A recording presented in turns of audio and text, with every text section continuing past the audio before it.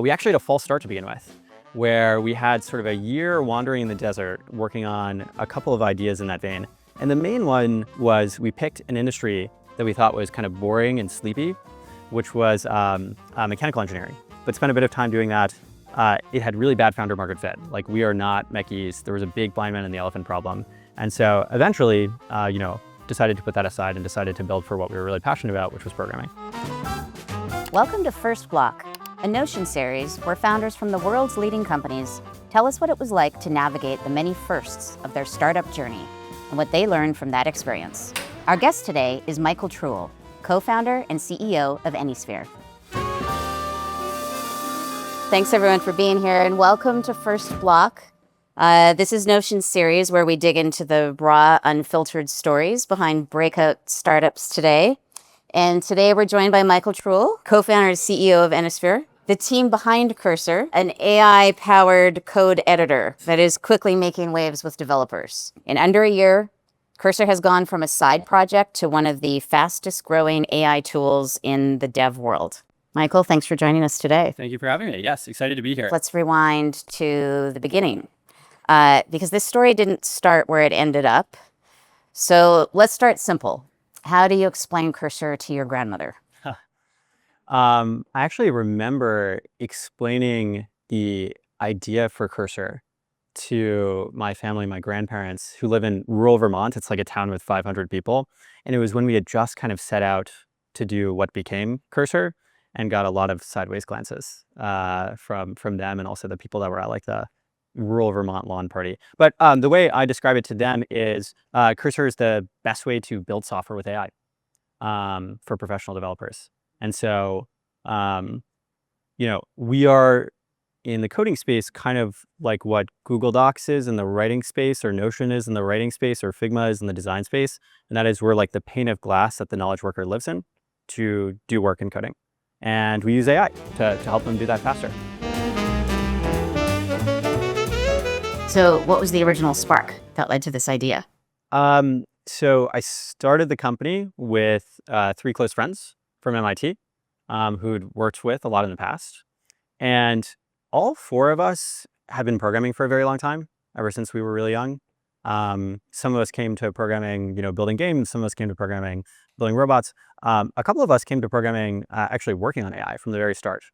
And so, our background is doing things like developing recommendation systems at big tech companies, working on academic uses of AI, like improving the speed at which robots can learn from yes/no reward data, improving computer vision algorithms. One of my co-founders also built a startup that was going up against Google using LLM technology in sort of 2020, 2021. But come from an AI background, and circa 2021, there were kind of 2 moments that got us really excited. One was using the early beta of GitHub Copilot, actually, which for us was the first really useful AI tool that we had ever used. And moreover, it was the first useful AI tool we had used. It was also the most useful dev tool we had used in maybe a decade. And that really viscerally made it clear that AI was this crazy new set of colors to paint with, that we're going to make a lot more possible in the future. The other moment that excited us was following the research coming out of places like OpenAI that showed that if you scaled up data and you scaled up model size, it looked like we were getting predictable returns. And it looked like there were a few orders of magnitude to go on that trend. And so those 2 things got us excited about the capabilities of these models and the ability to build products with these models. And the idea of building a company that picks an area of knowledge work and then tries to invent, what that area of knowledge work will look like as the stack gets more mature really animated us. And that's both because, the interfaces that you'll need to do knowledge work as AI matures will change. But also, if you build the product where the knowledge work happens, you can then get a business at scale, and then you can use that to push on the underlying technology and actually then improve the models underneath. Kind of get this flywheel going that can get you to a place where you augment more and more of the knowledge work, automate the parts that we don't want to stay around. And so that's where it came from. And we actually had a false start to begin with, where we had sort of a year wandering in the desert, working on a couple of ideas in that vein. And the main one was we picked an industry that we thought was kind of boring and sleepy, which was mechanical engineering. We were inspired by GitHub Copilot. We were inspired by coding tools. We thought that's really competitive. There are dozens of people doing that. Microsoft's doing that. Can't touch that. And so instead, what we did is we picked mechanical engineering. And yeah, we were basically working on models to help automate parts of mech. And in particular, we were training 3D autocomplete models to kind of predict the part that you were modeling in a CAD system ahead of time. And, spend a bunch of time on 3D ML. You can model the problem both as a 3D problem. You can also model it as a text completion problem, where you can take the actions that you're making in a CAD system, you can kind of turn them into code written in text, like a bunch of method calls. And then you can train models to be really good at completing that text. And then the user doesn't see that. The user just sees the 3D autocomplete. But spent a bit of time doing that. It had really bad founder market fit. Like, we are not mechis. There was a big blind man in the elephant problem. And so eventually, decided to put that aside and decided to build for what we were really passionate about, which was programming. Was this the moment of the pivot that you realized that this was just the wrong area to be in? Yeah, it was in particular, we had run out of data in the CAD space. And the set of things that you could build, it kind of gets into the technical details, but 3D ML is pretty underdeveloped. You don't get a lot of transfer from existing pre-trained models in that space. So, GPN isn't, back then wasn't that good. Even now, it isn't that good at that domain. Other open source models weren't that good at that domain. So you don't get a lot for free. It all has to come from the specialty training you're doing in that space. And, eventually you kind of run out of CAD data on the internet because there's many orders of magnitude less CAD data than there is code data. And so it was a combination of that. And then, us just also, after many months, not being super passionate about the space. Let's talk about forking VS Code. Felt like sort of a bold move. Seems like devs are notoriously loyal to their editors. Do you think that you were really trying to break a norm? Did it happen by accident? How did that decision work? So when we started working on what became Cursor, the idea was to basically came from the idea that all the programming would flow through these models in the future. The active software development would change a lot. It would be possible to build a method of building software that isn't this weird, esoteric, labor-intense thing where to do things that are kind of simple to describe on a computer, you need to edit millions of lines of these logic files and spend a bunch of time with dozens of people doing that. Instead, we thought, the active software building should really just be about specifying how you want the software to work and how you want it to look. And I still think we're really far away from that end goal. But from that, it was clear that we were going to need to edit what the active software building looks like. We were going to need to edit the UI. And so it wasn't actually that contentious from the start that we were going to do our own editor instead of an extension or something like that. What was contentious was what base to build that off of. And so we actually started not by, basing the editor off of VS Code, which is what we do now. It's what a lot of browsers do when they base things off of Chromium. We built everything from scratch to begin with. And so, yeah, we built basically our own minimally, useful version of VS Code. And then with our first AI features, and so had our own pane system, had our own integrated terminal, had our own remote SSH, had our own LSP integrations, had our own Copilot integration at the time because we didn't have anything to do with autocomplete back then. And the list went on and on and on. And we released that, and I think we realized that the roadmap on that was going to be very long. A lot of our time, a lot of our engineering calories were going to be spent reinventing the wheel. And then that's why we decided to base things off of VS Code. Let's talk about AI. So the buzzword, but there are challenges that go into building something that's truly AI native. Vibe coding is a new buzzword. You've talked about the risks of it and where AI writes most of the code, developers lose the thread. How do you think we have to strike the balance between speed and control? So we don't think of ourselves as a vibe coding platform. Even though I think in the original tweet, that was, we were the ones mentioned. We aspire to let professional devs be able to step up a level of abstraction and deal less with like the boilerplate formal programming languages and, increasingly, just kind of specify the logic they want to exist at a higher level. And I think that one way to view LLMs is like there are these helpers that you can delegate work to. I think another way to view LLMs is it's kind of like an advanced interpreter compiler technology, where to tell a computer what you want it to do before you really had to spell it out and, if statements and for loops and, variables and be very, very specific. But now, the LLM can kind of fill in the gaps. It has a lot of context about what you're trying to do. There's a lot of context about your organization. There's a lot of context about the existing piece of software, and you can be more concise. So we want to get to a place where for professional development, you can just like eventually not look at the code as much, but we're not there yet. um, and so there's the how much do you have to pay attention to the code? And right now for professional development, you really do. For prototyping things, I think it's really cool to see a proliferation of tools where entirely you can kind of just skip that step.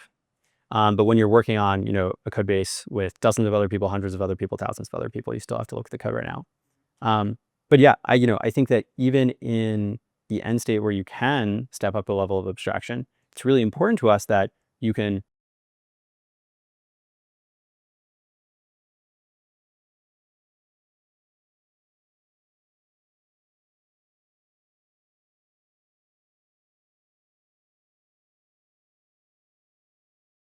That's an important part of keeping that in mind is an important part of our product development process. Yeah. So maybe English is not the new programming language yet, but maybe it could be in the future. What do you think that is going to mean for how we develop and build software?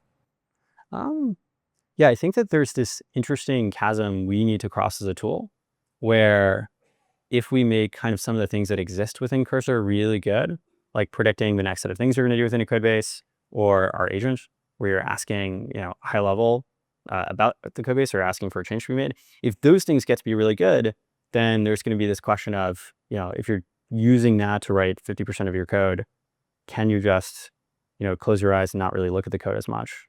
And I think that there will be a hard set of problems to solve to get there. I think one of them is potentially you may need to evolve what a programming language looks like. And I think that, having a written down representation of the logic of your software that you can point at and look at and understand, I think is pretty important. It's a pretty important function of code. And I don't think that goes away. And I think that could get higher level. And so for us, we think it looks less like English. And I think a little bit more like the evolution of a formal programming language to be higher level. And so think, syntax highlighting still exists. Things like methods still exist where like you're naming a piece of logic and you can use it in a bunch of different places. But yeah, then maybe it looks a little bit more like English kind of within these methods. Let's talk a little bit about growth. So Cursor's rise has been anything but slow. What drove the acceleration? You went from sort of zero to massive adoption in about a year. Yeah, so it didn't feel fast at first. So as mentioned, there was this kind of first year in the wilderness where we were working on, for a long time, ideas that didn't end up being Cursor. For maybe 6 months, we were working on mechanical engineering, working on 3D ML models there. And then after that, we were kind of working on the precursor to Cursor. And then, after we launched Cursor, there was kind of a year of dialing in the product before it really started to take off. And, the product was growing, but the numbers were small.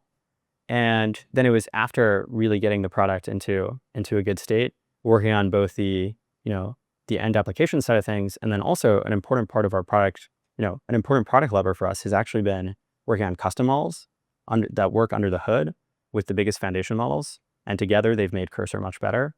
But it was only after dialing in the product after a year that things started to take off. And then yes, things have been very fast. Was there something that you got wrong early on that shaped how you are now? Yeah, we definitely made a lot of mistakes. There are, I think the biggest ones would be in the specifics of, as with any kind of experimental product development process, if you knew the answer at the end, you could save yourself a lot of time by shortcutting, what you end up building and how you build it. Because there's a lot that you learn in the act of building. And so that's kind of one category. The other one on the company building side of things is just, I think we could have, knowing the growth we ended up having, built the company a little bit earlier, and so started hiring earlier. Was there someone like a key role that you hired that made a real difference? So we kind of obsessed over the first 10 people that we hired. And it was not a super, I feel kind of bad for our first employees. Like it was a little intimidating where okay, so there are 4 of us and we all really like what we do. So we work a lot. And the first person who joined was the first employee for 2 or 3 months because we spaced out our hiring. It was hiring one person every 2 months or something like that. And so they had the unfortunate luck of just being stuck with us all the time and we're mostly just kind of like talking about work at every single meal, and it was a little bit wall to wall. And now, things are a bit different. But we obsessed over the first 10 people we hired. We hired very slowly, and I think all of them were crucial to our success. And it is this amazing group that's very cross-functional, where we need to be, as a company, excellent at building a product that millions of people use every day, for 8+ hours a day, right? We're the place where they live on a computer. And so there's a level of polish that we need to aspire to, and I think even improve on there. And then at the same time, we know that Cursor in 2 years is going to look very different from Cursor today. Cursor today looks different from Cursor a year ago. And so there's a ton of experimentation that needs to be done. And so we need to be excellent at the product side of things. We need to be excellent at the model side of things too. And we need to also be excellent at infrastructure, both for ML and scaling things. And the first 10 people spiked in each of those domains. And also spiked, across the board in seniority. We had a few people who dropped out of school for this, and are excellent. And then we have, folks who were the 15th engineer at GitHub, and the VP of infrastructure there. And so kind of across the board, a diverse group, both functionally and also in seniority. You've said one of your biggest mistakes was hiring too slowly. What held you back, and then what eventually changed your mind? I think that this was actually in many ways an asset, but we had this overriding fear of focusing on anything other than making the product better.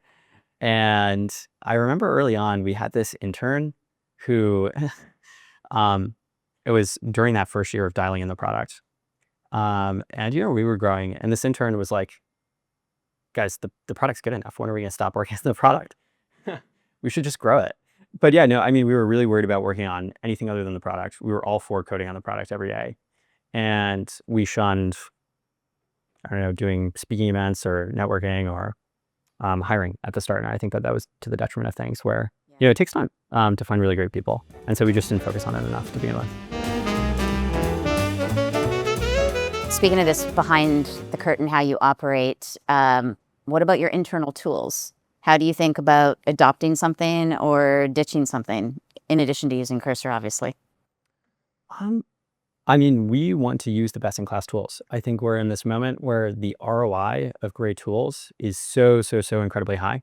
They're so cheap for the effect they give. And so we're very down to experiment. And yeah, at the same time, we're big users of tools that many of you guys have heard of, like Notion and Slack, and kind of run the company off of them. Yeah. Speaking of tools and Notion, I think we might be a little bit curious how founders like yourself use Notion. What role does it play in Cursor today, either personally or for you in the company? It's been really helpful for scaling the company quickly. So now we're roughly 100 people within the company, and so it's been kind of a fast ramp. And it serves as our internal company wiki. And so our onboarding docs are there. Our schedules for products and engineering are there. Our schedules for marketing are there. And so it's an artifact that anyone at the company can look at, and has helped a ton with giving people kind of the overall context of the company, which has been really important for scaling. Being a new joiner at Notion, I'm doing my onboarding through Notion, which is a very meta experience. So looking ahead, do you see Notion's role evolving at Cursor as the company scales? Any exciting new features you're excited to explore? Yes. So as we get bigger, I think just the amount of stuff that will be in Notion will be much more. It will multiply by a ton. And so very excited to use the AI Q&A more as we get bigger. But yeah, as we grow more, as we get more stuff in Notion, I think the AI Q&A will be really helpful for getting context on the company. We're right in the middle of Focus Week at Notion, where we cancel all of our meetings and work on projects. And it's actually hard to do that, but it's amazing. It's amazing once you can actually make it happen. How do you think about that kind of focus for your team now? Hyper fast environment, lots of AI, lots of development, things change all the time. What's the secret sauce for keeping the team really focused? Yeah. So I think a lot of this comes from both the hiring process and also the founding team, where we've been inoculated to an environment for the past, 3.5 years of crazy announcements left and right every few weeks, and lots of, competitive pressures of, things launching or unlaunching, and the underlying tech changing. And so I think early on, we were sort of in the mode of pay attention to everything, it all matters so much. And then also not to mention just like the inundation of customer feedback. It's just like there's a lot of noise. And I think that first year of dialing in the product kind of inoculated us to only so many things matter. And we try to really focus on the things that matter. And those don't come up that often. I don't think you really have to be that reactive. And so in the hiring process, we've really tried to look for people who are pretty understated and who kind of fit the mold of Stripe has this great term of like micro pessimism and macro optimism.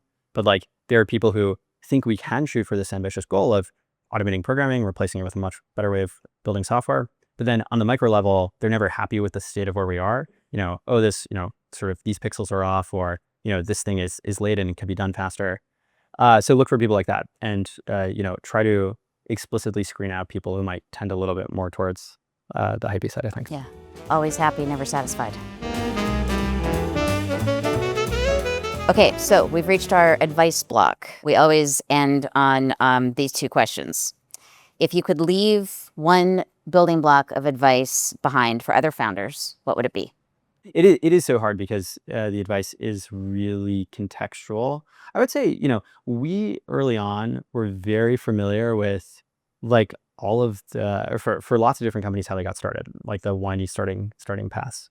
And in Silicon Valley, there's lots of startup orthodoxy at this point. And if you dig into the details of how, companies that we really look up to were started, many of them, there's always a counterexample for everything. And so I think that like the meta advice is like be really skeptical of taking advice and kind of just think through the details of what you're doing. And I think that, one place where we broke things, which could apply across, or could be applicable to people building today, is we started as a solution in search of a problem, which is not really something you're supposed to do when you're starting a company, where we were really excited by AI and all the, opportunities it afforded. And then, from that, we got to a place of, we want to build the best way to code with AI. We want to eventually automate programming and replace it with something much better. And that's a very like non-lean startup idea. I actually think Notion embodies this really well too. It started with Ivan and Simon and others, being really interested in democratizing software building too. And very different, sort of maybe similar-ish end goal, but like very different means. And for you guys, it's, through this weird, wacky idea of having, reusable primitives. And it took a long time for that to work. And it was kind of a solution in search for a problem too. And I think that in AI, given that so much new stuff is possible right now, it may actually be possible to kind of, pick less of a niche problem, pick more of an expansive vision, and build from there. If you just have the faith to kind of continue going for a while. Yeah. So let's say you had to completely build from scratch. What's the first block that you would build looking back, especially in the age of AI? I think it starts with the co-founding team, and I think I'm lucky to have 3 excellent co-founders. And another piece of orthodoxy here is big co-founding teams don't really work. They're really complicated. They're really messy.